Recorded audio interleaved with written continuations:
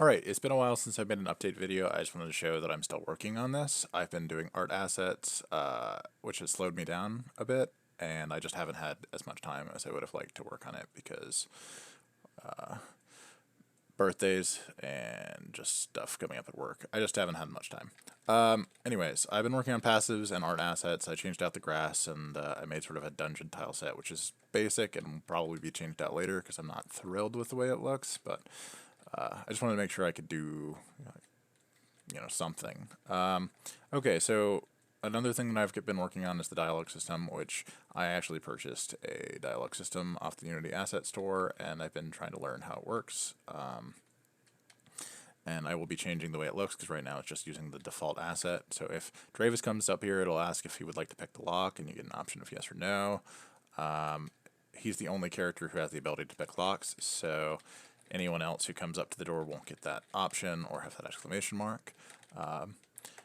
And if he does pick the lock, there'll be a little loading bar, and then when he finishes, the lock picks. But if we go get the key down here, then it will default to just anyone being able to open the door, and then they can walk through. And I'll change the way this looks so they don't just like walk through or over it later. But I programmed in these little push blocks, which I'll be changing the way they work too, but only Marcus is strong enough to use the push blocks. And so he can come over here and then like attach himself and then push it or pull it.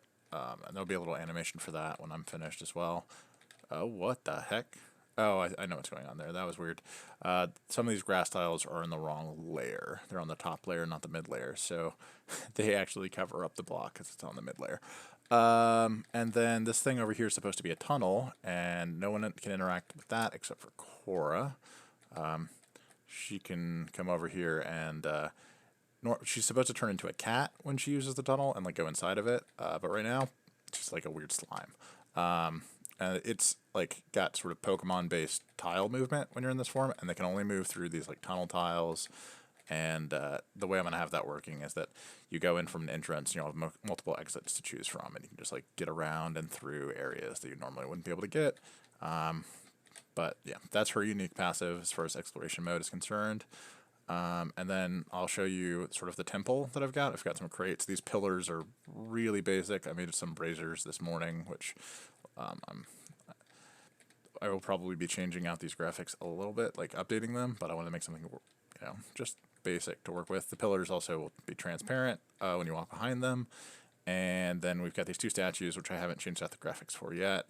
But if we come over here and talk to the statues, and I'm going to have characters kind of like follow your main guy to an extent. Like they'll go explore the room on their own, so you don't have to keep switching between them like this. But if you come over here and you talk to this statue, it says a statue of a man with a terrified expression stands before you, and you have the option of examining it.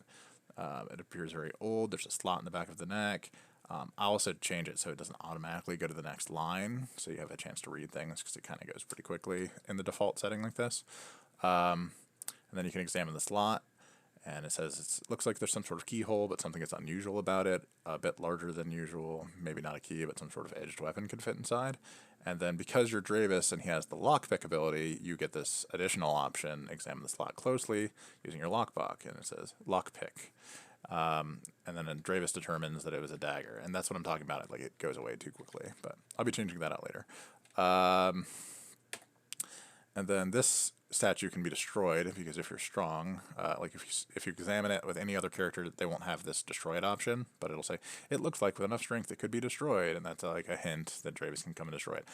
These aren't going to be like, this isn't how the actual statues are going to work in the game. I just was testing out the dialogue system, but if I destroy it, you'll see this little loading bar pops up, and you can have other characters doing stuff, like go interacting with other things while he's doing this. So I wanted like the idea of, now it's destroyed and it disappears.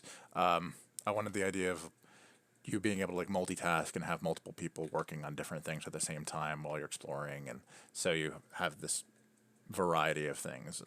And I'll just really quickly show you the rest of the layout, but I think that's the main part of it. Most of it is just like the way it's designed. It's a bunch of empty rooms right now, but I have like a map that I'm working off, and I've got quite a bit more stuff to add in and work on.